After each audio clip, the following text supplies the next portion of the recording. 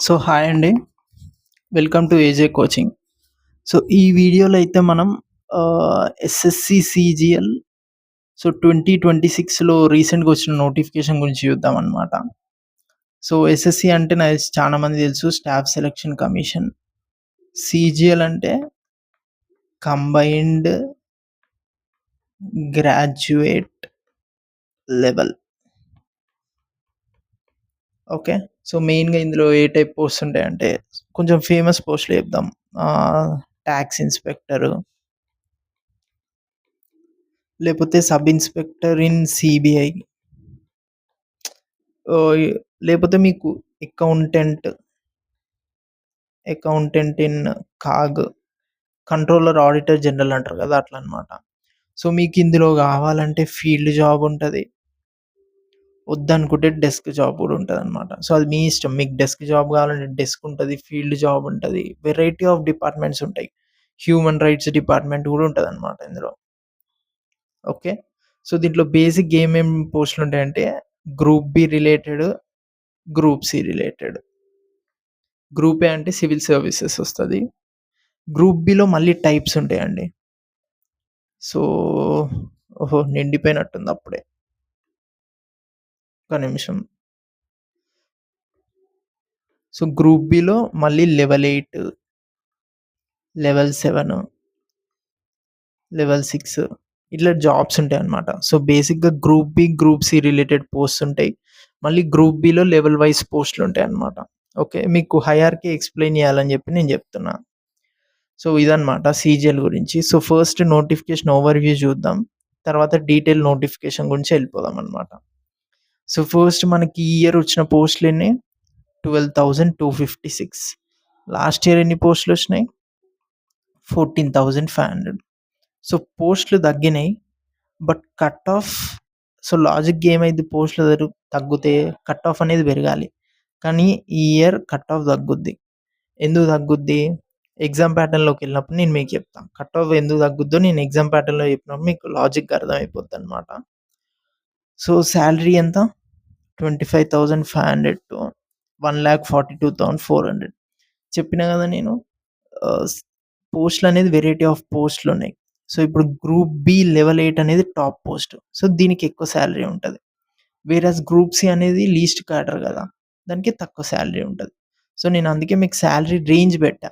So ఇది depends on the post you get అన్నమాట. So cut off వచ్చినంక మీ post vacancies బట్టి తెలుస్తాయి కదా! ఓకే. సో అప్లికేషన్ అయితే ఆల్రెడీ స్టార్ట్ అయిపోయింది 21. సో ఈరోజు 23. సో బేసిక్‌గా వీడియో రానికి లేట్ ఎందుకయిందంటే రీసెర్చ్ చేయనికి టైం పట్టిందనమాట. మీకొక వన్ స్టాప్ సొల్యూషన్ ఇవ్వాలి వీడియోతో అని చెప్పేసి ఇంత డిలేగా వస్తుంది video. Sorry for thought. So expected exam date వాళ్ళే ఇచ్చారండి నోటిఫికేషన్‌లో. ఇది టైర్ 1. టైర్ 1 ఆగస్ట్, సెప్టెంబర్‌లో ఉంటది. టైర్ 2 వచ్చేసి డిసెంబర్‌లో ఉంటది. సో క్లీన్ చేద్దాం, కొంచెం మరీ ఎక్కువైపోయింది. ఓకే. హ్మ్. సో మాక్సిమం అన్ని పోస్ట్‌లకి మీకు ఎలిజిబిలిటీ ఏందంటే బ్యాచిలర్ డిగ్రీ బీటెక్ అన్నమాట. బట్ ఒక పోస్ట్ 2 పోస్టులున్నాయి. జేఎస్ఓ, స్టాటిస్టిక్ ఇన్వెస్టిగేటర్ ఆఫీసర్ అని ఉంటది. ఈ 2 పోస్టులకి మాత్రం ఈ 2 పోస్టులకి మాత్రం మీరు స్టాటిస్టిక్స్ అనేది చదివుండాలి మీ గ్రాడ్యుయేషన్‌లో. మళ్ళీ చెప్తున్నా, ఎస్ఎస్‌సి, సీజీఎల్ వచ్చిన అన్ని పోస్టులకి maximum bachelor degree eligible. Except 2 posts. ఏ పోస్ట్? జేఎస్ఓ, స్టాటిస్టిక్స్ ఇన్వెస్టిగేటర్ ఆఫీసర్‌కి మీరు స్టాటిస్టిక్స్ అనేది చదివుండాలి. ఇది మీ గ్రాడ్యుయేషన్‌లో. ఈ 2 పోస్టులు తప్ప మిగిలినయి అన్నీ అప్లై చేసుకోండి. అండ్ నెక్స్ట్ ఇదొచ్చేసి ఇది అఫీషియల్ టోల్ ఫ్రీ నంబర్ అండి. ఏ డౌట్ ఉన్నా కాల్ చేయండి. మీరు మొహమాట పడకండి. చాలా మంది స్టూడెంట్స్ కొంచెం షైగా ఫీల్ అయితారు. అట్లా ఏం అవసరం లేదు. ఎన్ని డౌట్స్ ఉన్నా ఫోన్ చేయండి. మీరు చేయలేకపోతే మీ ఫ్రెండ్స్‌నో ఎవరినో ఒకరిని అడిగి చేసి చెప్పమనండి. డౌట్స్ ఏదున్నా అడగండి. ఎందుకంటే ఫార్మ్ ఫిల్ చేయడం అనేది వెరీ ఇంపార్టెంట్. నెక్స్ట్ వీడియో అదే వస్తది.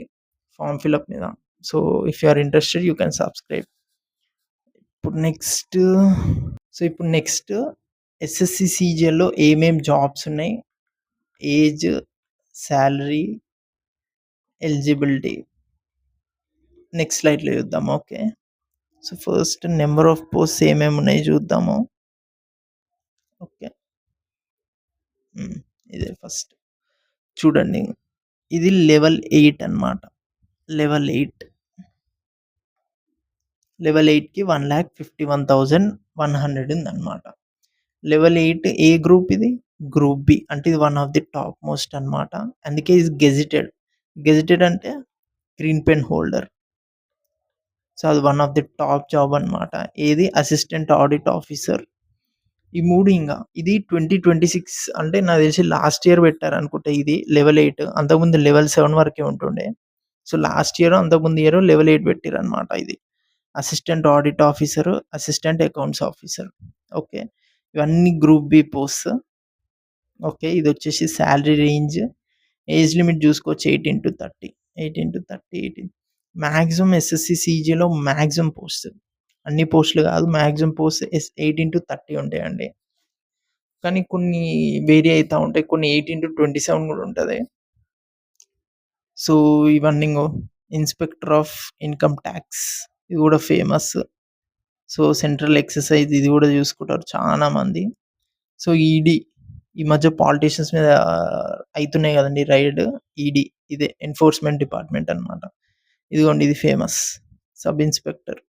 ఎందుకంటే ఇది ఫీల్డ్ జాబ్, కొంచెం హీరోయిక్ ఫీలింగ్ వస్తది కదండీ పోలీస్ అంటే. సో, అందుకే దానికి డిమాండ్ ఎక్కువన్నమాట.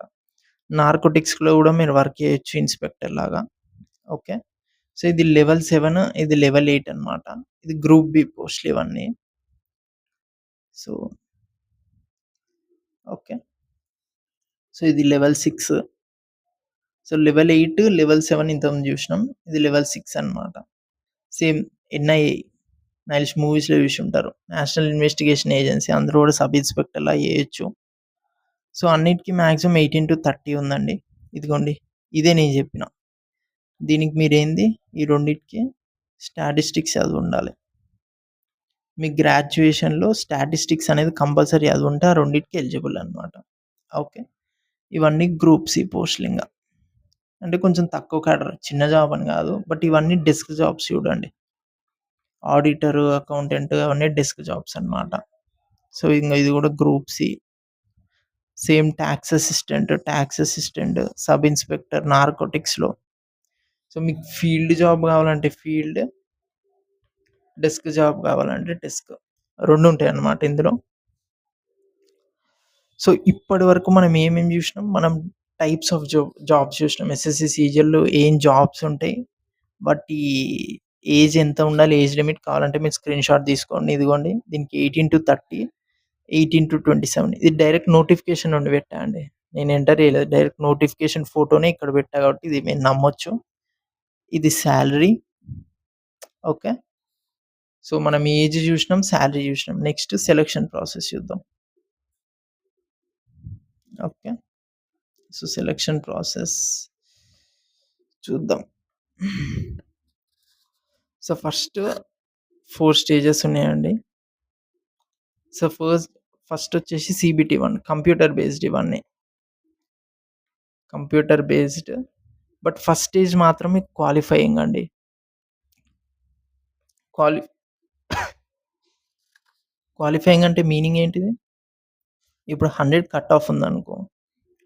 ఒకతనికి 125, ఒకతనికి 150 వచ్చిందనుకోండి. మీరిద్దరూ సేమే. సో, క్వాలిఫైయింగ్ అంటే అదనమాట. మీరు జస్ట్ కట్ ఆఫ్ క్లియర్ చేస్తే చాలు. తర్వాత ఎంతొచ్చినా సంబంధం లేదు. బట్ కట్ ఆఫ్ అయితే క్లియర్ చేయాలి.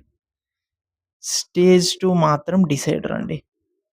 ఇక్కడ గనుక ఒక అతనికి 125 ఇంకో అతనికి 150 వచ్చిందనుకో. 150 అతనికి బెటర్ పోస్ట్ వస్తది.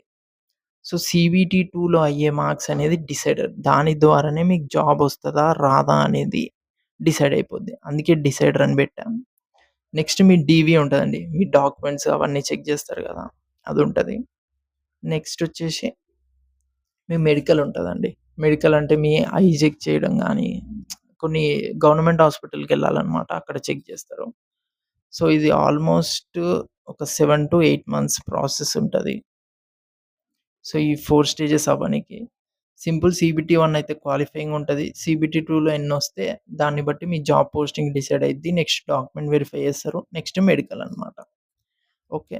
ఇప్పుడు సెలక్షన్ ప్రాసెస్ జూషినాం గదా! ఇప్పుడు 1 బై 1 జూద్దాం. సీబీటీ 1 ఎట్లుంటది exam pattern. CBT 2 exam pattern ఎట్లుంటది. సీబీటీ 2 ఏందంటే మళ్ళీ స్టాటిస్టిక్స్ ఆఫీసర్ ఉంటారు గదా! స్టాటిస్టిక్స్ ఆఫీసర్ అండ్ ఏఏ ఆఫీసర్ వీళ్ళిద్దరికీ డిఫరెంట్ ఎగ్జామ్ ప్యాటర్న్ ఉంటది. మిగిలిన వాళ్ళకి డిఫరెంట్ ఎగ్జామ్ ప్యాటర్న్ ఉంటది. నేను జెప్తా జూడండి. సో, ఫస్ట్ టైర్ 1 జూద్దాం. ఇదొచ్చేసి సీబీటీ 1. సీబీటీ 1 ఏంటిది? Qualifying. Okay. So, first the qualifying. నేను ఫస్ట్ వీడియో స్టార్టింగ్ జెప్పిన కట్ ఆఫ్ తగ్గుద్దని జెప్పి. ఎందుకంటే ఇందుకే. సెక్షనల్ టైమింగ్ ఉంది. So, last time sectional timing లేదు. ఈసారి సెక్షనల్ టైమింగ్ ఉంది. సెక్షనల్ టైమింగ్ అంటే ఒక్క సెక్షన్‌కి మీరు ఫిక్స్‌డ్ టైమింగ్ ఉంటది. ఇప్పుడు ఒకసారి మీరు ఇంగ్లీష్ అటెంప్ట్ జేశాక ఈ 15 మినిట్స్ అయిపోయినంక క్వాంట్‌కెళ్లారనుకోండి మళ్ళీ ఇంగ్లీష్‌కి రాలేరు. ఎందుకంటే ఇంగ్లీష్‌కి ఆ 15 మినిట్స్‌లోనే మీరు జేయాలి. ఒకసారి ఆ 15 మినిట్స్ అయిపోతే ఇంక ఇంగ్లీష్ లాక్ అయిపోద్ది. మీరేం జేయలేరనమాట. Okay. So, English 25 questions 15 minutes, quant 25 questions 15 minutes, general awareness 25 minutes 15 questions, reasoning 25 questions 15 minutes. అన్నీ 50, 50, 50. కరెక్ట్ ఆన్సర్ ఏస్తే +2 మార్క్స్. రాంగ్ ఆన్సర్ ఏస్తే -0.5 మార్క్స్. ఓకే. కరెక్ట్ ఏస్తే +2 లేకపోతే -5. టోటల్ టైమ్ 1 అవర్ గుర్తుపెట్టుకోండి. ఇదిగో సెక్షనల్ టైమర్ 15 మినిట్స్ ఉంది అన్నిటికి. మీరు 60 మినిట్స్‌లో 100 క్వెషన్స్ అటెంప్ట్ జేయాలి. 200 మార్క్స్. ఓకే. సో, ఇదొచ్చేసి సీబీటీ 1 అనమాట. నెక్స్ట్ మనం సీబీటీ 2 జూద్దాం.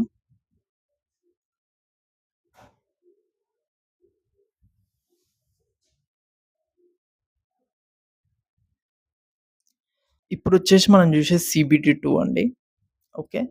సీబీటీ 2లో పేపర్ 1 మళ్ళీ పేపర్ 1లో సెషన్ 1 చూసిర్రా? ఫస్ట్ టైర్ 2 అందులో పేపర్ 1 మళ్ళా పేపర్ 1లో సెషన్ 1 అనమాట. అందులో ఏంది మ్యాథమెటికల్ అబిలిటీస్, రీజనింగ్ 2 ఉన్నాయి. సో, సేమ్ ఇందులో గూడా సెక్షనల్ టైమింగ్ అండి. 30 క్వెషన్స్‌కి 30 మినిట్స్. ఈ 30 క్వెషన్స్‌కి మళ్ళీ 30 మినిట్స్ అనమాట. ఒక్క క్వెషన్ కరెక్ట్ రాస్తే +3 ఇన్ కేస్ రాంగ్ రాస్తే -1. ఓకే. +3 -1. ఈ స్క్రిబుల్ అనేది ఎవరైతే ఫిజికల్లీ హ్యాండిక్యాప్డ్ వస్తారో వాళ్ళకిస్తారనమాట. సీబీటీ 2లో పేపర్ 1 సెషన్ 1 ఇది. నెక్స్ట్ ఏముంటది?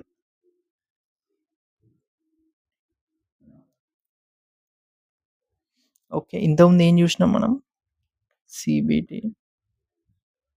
సీబీటీ 2లో పేపర్ 1 సెక్షన్ 1. ఓకే. ఇప్పుడేం జూస్తున్నాం? సెక్షన్ 2 జూస్తున్నాం. ఇదే పేపర్ దాంట్లో సెక్షన్ 2. ఓకే. ఇందులో ఏముంది? ఇందులో ఇంగ్లీష్ ఉంది. జనరల్ అవేర్‌నెస్ ఉంది. అందులో ఏముంది? మ్యాథ్స్ అండ్ రీజనింగ్ ఉంది. ఇందులో English and general awareness. But ఇందులో ఇది 45 క్వెషన్స్. ఇది 25 క్వెషన్స్ అనమాట. ఈ 45 క్వెషన్స్‌కి మీకు 40 మినిట్స్ వస్తది. ఈ 25 క్వెషన్స్‌కి 20 మినిట్స్ వస్తది. సేమ్ +3 -1 అనమాట. సో, నెక్స్ట్ వచ్చేసి సెక్షన్ 3 ఇంకొకటి. పేపర్ 1లో చూడండి ఎన్నున్నాయో. సెక్షన్ 3 ఇందులో కంప్యూటర్ నాలెడ్జ్ టెస్ట్ ఉంది 20 మినిట్స్‌కి. అండ్ ఇంకో సెక్షన్ గూడా ఉంది. Data entry. ఇదొక్కటి క్వాలిఫైయింగ్ అండి. డేటా ఎంట్రీ అనేది క్వాలిఫైయింగ్ అనమాట. ఓకే. సో, ఎగ్జామ్ ప్యాటర్న్ మీరు వీడియో పాజ్ చేసుకొని నీట్‌గా చూసుకొని రాసుకోండి. మీకు క్లారిటీ అనేది ఇంపార్టెంట్. నేను ఇప్పుడే చెప్తున్నా.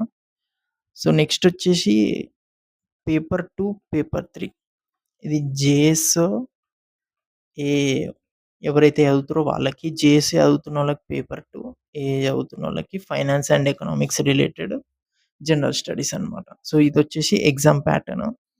సో, పేపర్ 1 అందరూ రాయాలి. ఓకే. పేపర్ 1లో ఎన్ని సెషన్స్ ఉన్నాయి? 4 సెషన్స్ ఉన్నాయి. సెషన్ 4, సెక్షన్ 3, సెక్షన్ 2 ఇంతకుముందు చూపించిన దాంట్లో సెక్షన్ 1 ఉంది. ఇది అందరూ రాయాలి. వేరాజ్ పేపర్ 2 ఏమో స్టాటిస్టిక్స్ చదివే వాళ్ళు రాస్తారు. పేపర్ 3 ఏమో ఏఏ అంటే ఎకనామిక్స్ రిలేటెడ్ ఎవరైతే ఉన్నారో వాళ్ళు రాస్తారనమాట. ఓకే.